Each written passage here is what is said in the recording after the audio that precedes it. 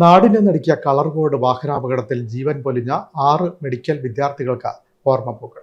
Alappuzha medical കോളേജിലെ library ഹാളിൽ medical വിദ്യാർത്ഥികളുടെ ഛായാചിത്രങ്ങൾ അനാച്ഛാദനം ചെയ്തു.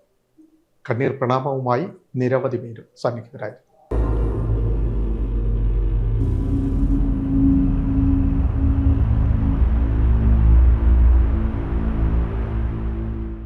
അപകടത്തിൽ മരണപ്പെട്ട മെഡിക്കൽ വിദ്യാർത്ഥികളുടെ ദീപ്ത സ്മരണകൾക്ക് ഒരാണ്ട് തികയുന്നു.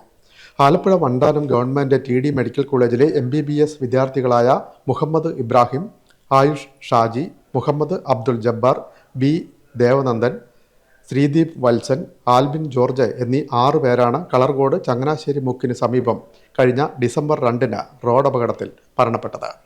ഇവരുടെ സ്മരണയ്ക്കായി മെഡിക്കൽ കോളേജ് സെൻട്രൽ ലൈബ്രറി ഹാളിൽ സ്ഥാപിച്ച വിദ്യാർത്ഥികളുടെ ഛായാചിത്രം പ്രിൻസിപ്പൽ ഡോക്ടർ B പത്മകുമാർ അനാച്ഛാദനം ചെയ്തു.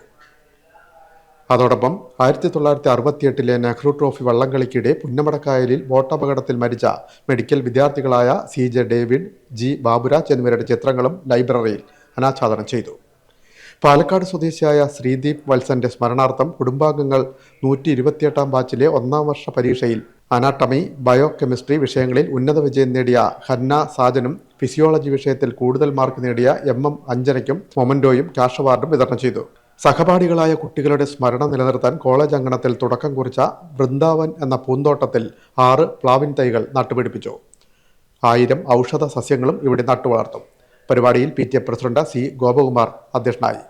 Vice president Shaji Vaniyappurakkal, college union chairperson Sanmaria Baby, PTA അംഗങ്ങളായ Pushparajan, SS Haris, KP Salilkumar, B Sunil, 128 batch പ്രതിനിധികളായ ജെസിൽ, അലീന, റൈച്ചൽ, ജിത്തുമോൻ എന്നിവർ സംസാരിച്ചു. മരണപ്പെട്ട വിദ്യാർത്ഥികളുടെ കുടുംബാംഗങ്ങളും ചടങ്ങിൽ പങ്കെടുത്തു. മീഡിയ ആലപ്പുഴ.